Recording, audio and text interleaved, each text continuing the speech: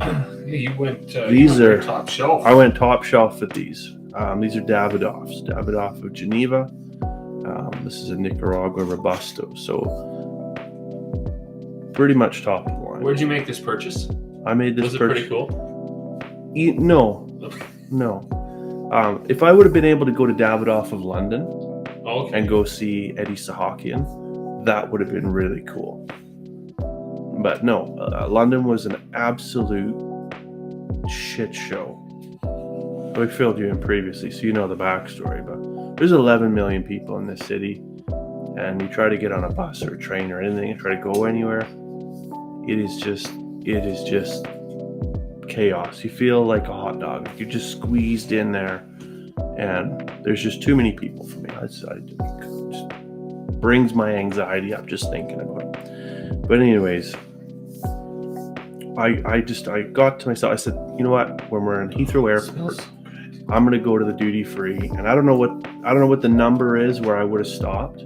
But I'm gonna buy some Davidoff cigars from the duty free there. So I go there and go in the back. You have to go in this back room where they have all the tobacco away from, they can sell the whiskey and they can sell the watches and they can sell all the fancy, perfumes and stuff, and sunglasses. But the fine cigars have to be in the back room. So you walk in there and there's this two great big people, security folks, and the humidor's all lined up. And I said, okay, what do you got? He's like, oh, just have a look in there. It's like pretty informal. And so I'm looking, and so I turned around. I had a question, and he right away was just like, no, you probably know more about this than I do. I was like, but you work in a place that specifically just sells high-end cigars to travelers. Would it be beneficial for you to learn a couple things about this, right? He's like, yeah, I don't got time for that. Just, you pick what you want, and I'll be over here at the till whenever you need me. And I was like, it's not his thing, eh? This is not the experiences I was expecting, right? I was, we were going to talk about high-end tobaccos, going over to him that you read a book on this? Going over to Nick. No, because we had different goals in life. But anyway, so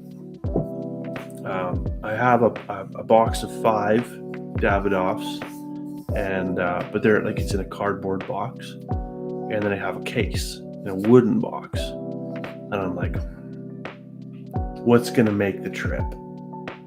What's my credit card gonna hate worse? Oh, whatever. We're gonna go with the box, right? So get the box, go to the till. He's like, yeah, just put your card there. Denied. You just can't have any fun. Declined. So I was just like, shit. Oh, all right. Try my other card. Denied. It's like CIBC. Again, it was just like, no vices for you. No bad life choices. You're not allowed to do that. Bad for your health. So I was like, fuck. All right. Sorry, bud. I got to go put this back. Do the walk of shame. Put this thing back in the humidor. Walk out. Head down.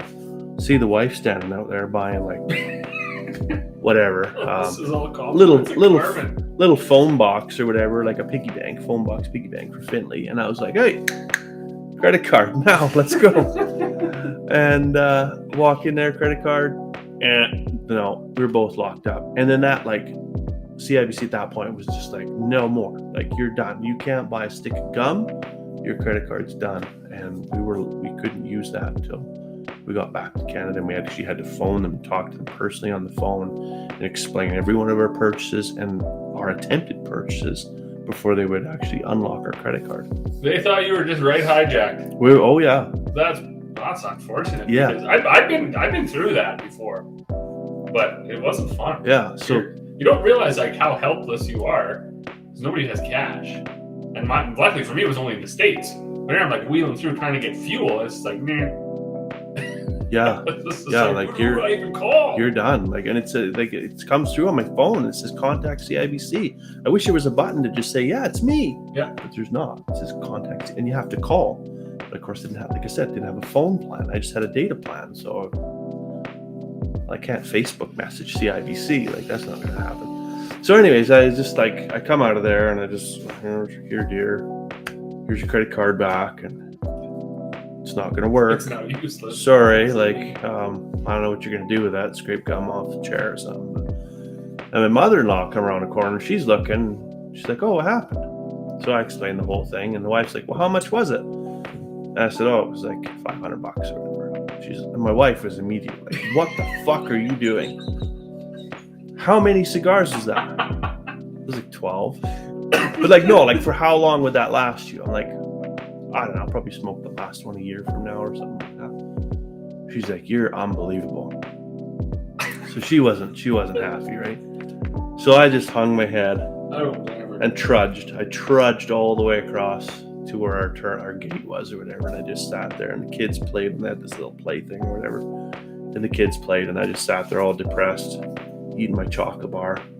And the mother-in-law comes up and she hands me a plastic bag, and she's like, "Hey, you drove us around England for 10 days and put up with all my gasping and whining, and so here's a case of cigars." So I was like, mint.